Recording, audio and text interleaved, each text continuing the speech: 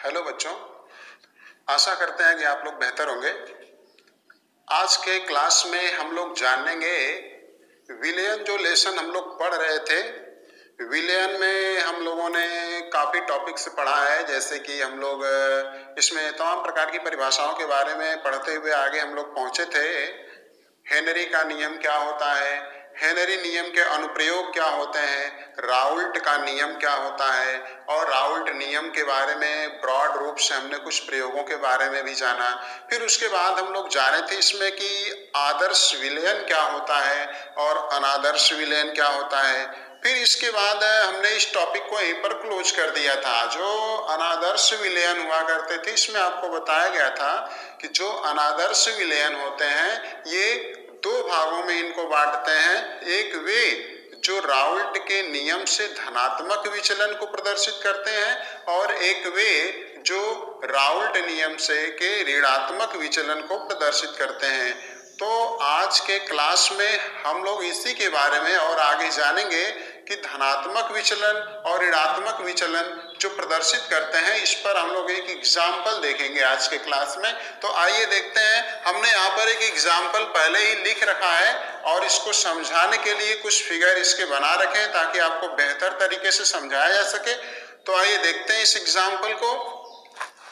यहाँ पर एग्जाम्पल दिया गया है, एथिल एल्कोहल तथा जल अणुओं के मध्य अन्योन्य क्रिया को समझाइए। जो एथिल एल्कोहल होता है, जिसको हम C2H5OH के नाम से जानते हैं, और जो जल H2O होता है, इसमें कह रहे हैं कि इनके बीच में जो अन्योन्य क्रिया होती है, इनके बीच में कौन सा बल लगता है और कैसा बल होता है, और जब दोनों का मिश्रण बनाते हैं तो इसमें क्या परिवर्तन होता है, इसके बारे में हम लोग जानेंगे। तो हमने इसको पहले से कुछ समझाने का प्रयास किया है, तो इसको देखते हैं।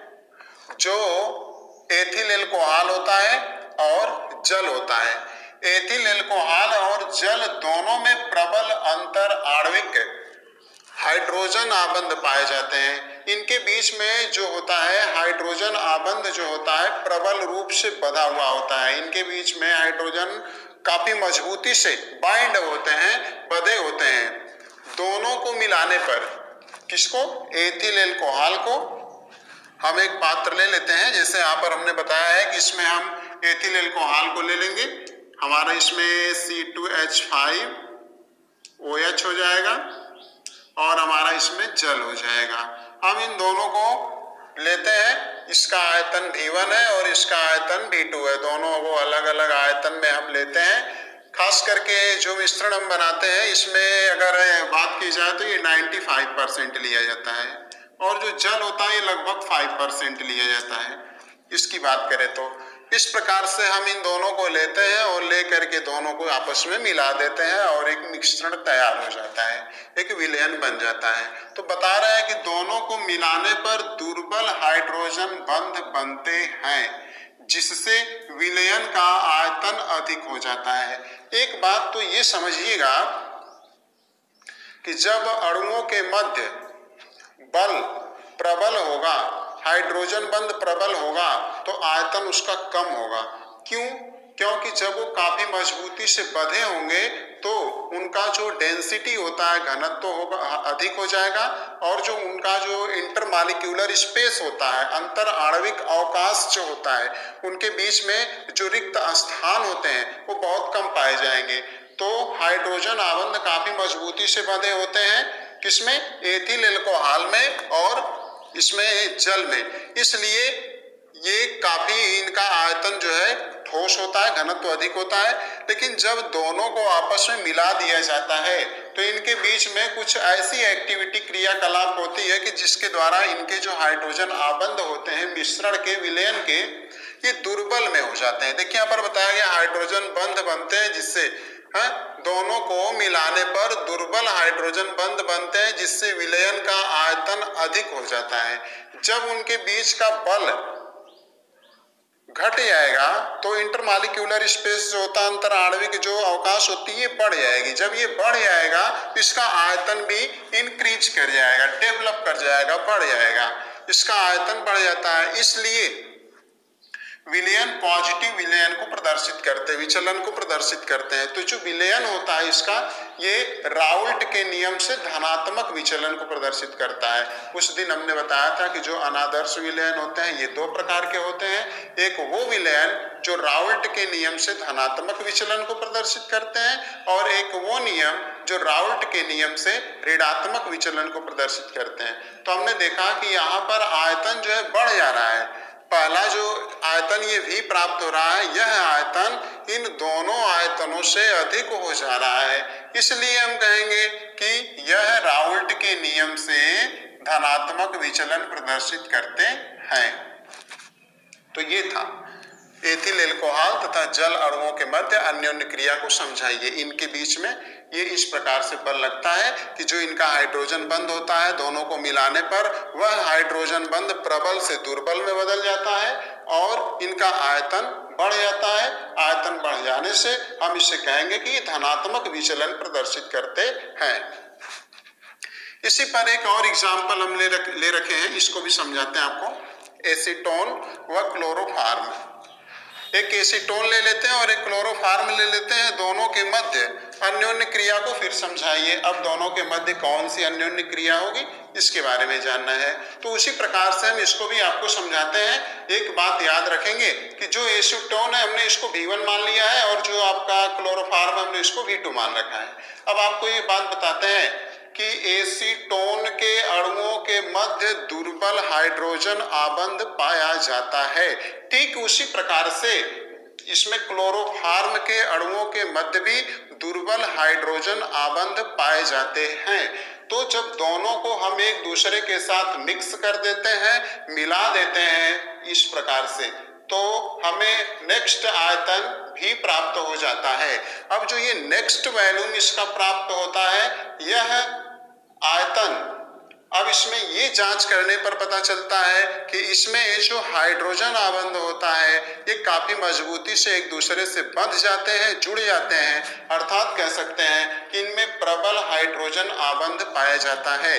तो एक बात याद रखेंगे कि जब इसमें दुर्बल हाइड्रोजन आबंध पाया जाता था तो दोनों का आयतन पहले फैला हुआ होगा या कह सकते हैं अधिक होगा। जब दोनों को मिला देते हैं और मिलाने के बाद दोनों आपस में विलयन बनाते हैं, विलयन बनाने के बाद, मिश्रण बनाने के बाद इनका आयतन में हाइड्रोजन आबंध जो बल होता है यह प्रबल हो जाता है, जिसकी वजह से इनका आयतन घट जाता है।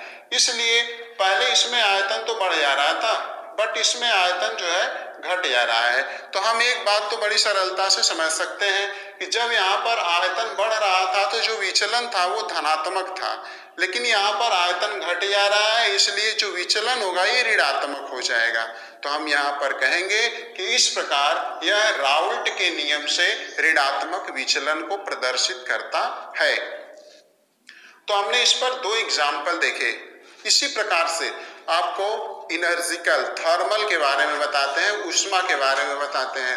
यदि हम एक मिश्रण को, एक घटक को दूसरे घटक के साथ मिला करके, हमारे पास सपोज दैट दो घटक अगर हो, हम दो कोई ऐसे घटक ले लें जिसमें दोनों घटकों का ताप अलग अलग हो, दोनों घटकों का ताप अलग अलग है अगर, तो दोनों को मिलाने के बाद जो मिश्रण तैयार होता है यदि उसका ताप दोनों घटकों के ताप से अधिक हो जाता है, सपोज दैट आपका 25 डिग्री सेल्सियस है एक घटक का ताप, दूसरे घटक का ताप 50 डिग्री सेल्सियस है, दोनों को मिलाने के बाद यदि घटक का ताप बढ़ करके 60 डिग्री सेल्सियस हो जाता है, तो 25 से तो ज्यादा ऑलरेडी है, 50 से भी ज्यादा हो गया, 60 मिल गया। तो इस प्रकार से यदि दोनों का ताप अधिक मिल जाता है तो भी हम कहेंगे कि राउल्ट नियम से धनात्मक विचलन प्रदर्शित करता है, और ताप अगर घट जाता है तो कहेंगे ऋणात्मक विचलन प्रदर्शित करता है। जिससे कि आगे अभी इसी बात को हम समझाने का प्रयास करेंगे, जिसको स्थिर क्वाथी विलयन के नाम से हम जानते हैं। यहाँ पर बताया गया what is the stable coordinate mixed. स्थिर क्वाथी विलयन, स्थिर क्वाथी विलयन क्या होता है, मिश्रण क्या होता है, हाउ मेनी टाइप, ये कितने प्रकार के होते हैं, एग्जाम्पल ऑफ ईच, हर किसी का एग्जाम्पल भी दीजिए। तो इसमें बताया गया है स्थिर क्वाथी मिश्रण किसे कहते हैं, उसी को जो हमने एक एग्जाम्पल थर्मल के बारे में बताया, उष्मा के बारे में, उसी से रिलेटेड एग्जाम्पल आपको मिलेगा। स्थिर क्वाथी मिश्रण किसे कहते हैं? तो यहाँ पर हमने शॉर्ट में एक परिभाषा दे रखी, इसे आप देख सकते हैं।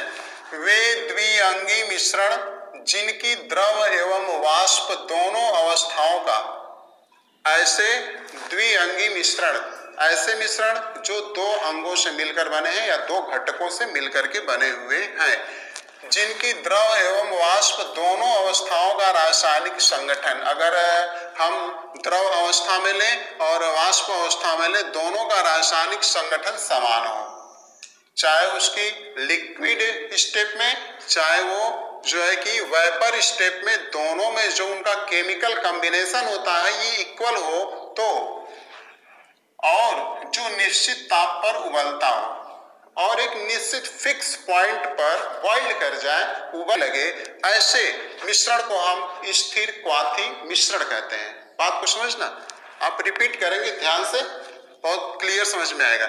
इस पर एक नोट्स आपको दिया जाता है।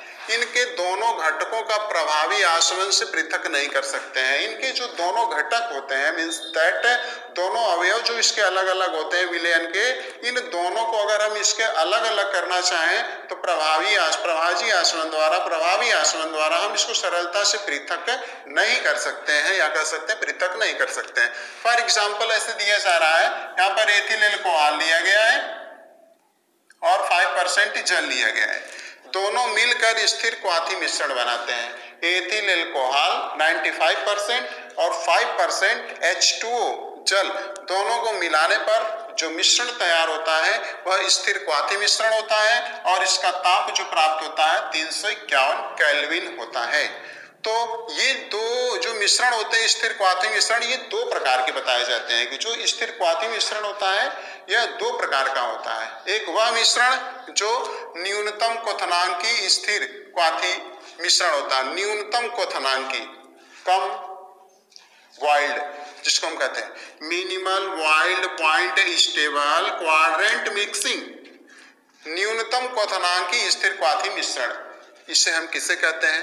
इसमें मिश्रण का जो क्वथनांक होता है, जो मिश्रण हमने तैयार किया है उस मिश्रण का क्वथनांक दोनों घटकों के क्वथनांक से कम होता है।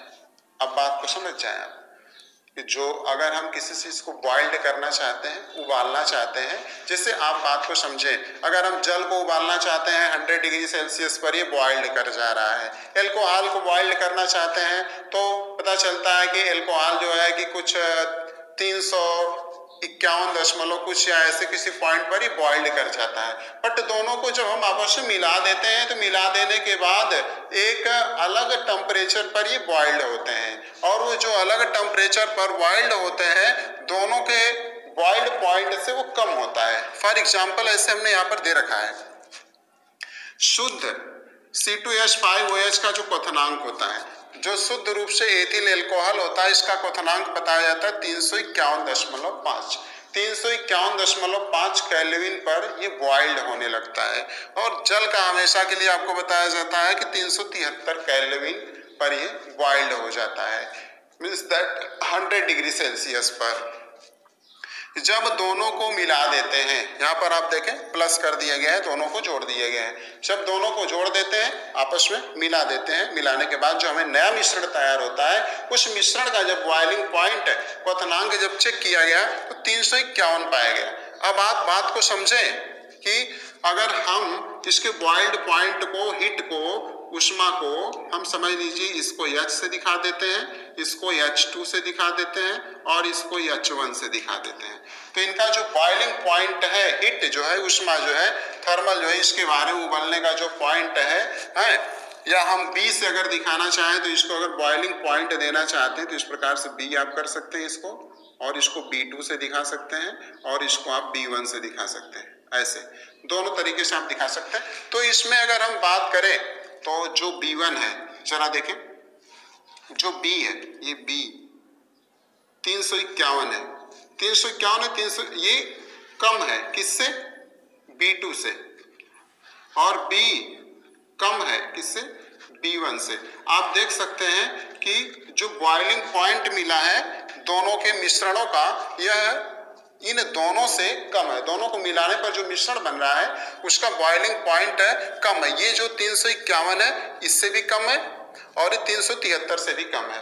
तो ऐसे मिश्रण को हम कहेंगे न्यूनतम क्वथनांकी। न्यूनतम मतलब घट जाना, क्वथनांक का मतलब बॉइलिंग पॉइंट का है, स्थिर क्वाथी मिश्रण, जो मिश्रण तैयार हुआ है उसका। यही से आप समझ सकते हैं ऐसा मिश्रण जिसको बनाने पर जिन जिन घटकों को मिला करके बनाया गया है उन घटकों से उसका बॉइलिंग पॉइंट कम हो जाए, ऐसे मिश्रण को हम न्यूनतम क्वथनांकी स्थिर क्वाथी मिश्रण कहते हैं। और इसमें ध्यान देंगे यह राउल्ट के नियम से धनात्मक विचलन को प्रदर्शित करता है। अब इसमें आगे चलते हैं, अधिकतम क्वथनांकी स्थिर क्वाथी मिश्रण। इसके बाद अधिकतम क्वथनांकी क्या होता है, अधिकतम क्वथनांकी स्थिर क्वाथी मिश्रण के बारे में आपको बताया जाएगा।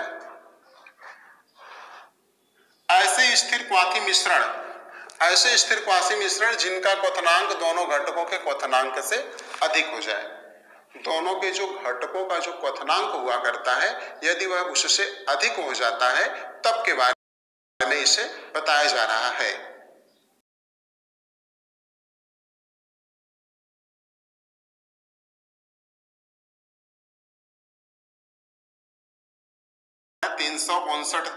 केल्विन होता है। और जो जल है, जल का क्वथनांक दिया गया था पीछे भी 373 केल्विन, यहाँ पर भी दिया गया था 373 केल्विन। अब जब दोनों को मिक्स कर दिया जाता है, दोनों को मिला दिया जाता है, तो मिलाने के बाद जो प्राप्त होता है हमें जो मिश्रण बनता है उसका जब क्वथनांक चेक किया गया 393.5 हो गया। अब जरा देखें, अगर हम उसी प्रकार से हम इसे B मान लें, इसको हम B2 से दिखा दें और इसको हम B1 से दिखा दें इस प्रकार से, तो आप समझें फिर इसी बात को कि यहाँ पर B is greater than B2 और ये B is greater than B1, ये दोनों से अधिक है। जब दोनों से ये अधिक हो जा रहा है तो इस प्रकार से हम कह सकते हैं ये राउल्ट के नियम से ऋणात्मक विचलन प्रदर्शित करते हैं। तो आज के क्लास में हम लोगों ने ये देखा, आप लोग ये देखें कि किस प्रकार जानते हैं कि कौन राउल्ट का जो नियम था उसमें जो अनादर्श विलयन मिलता था, जो राउल्ट नियम का पालन नहीं करता था, उस पर कुछ एग्जाम्पल हम लोग देखे आदर्श एवं अनादर्श विलयन पर। अब इसके बाद हम लोगों को जानना होगा अणुसंख्य गुणधर्म क्या होते हैं। अणुसंख्य गुणधर्म के बारे में जानने के लिए अगला वीडियो बताएंगे, इसमें आप लोग देखेंगे। वीडियो वॉचिंग करने के लिए थैंक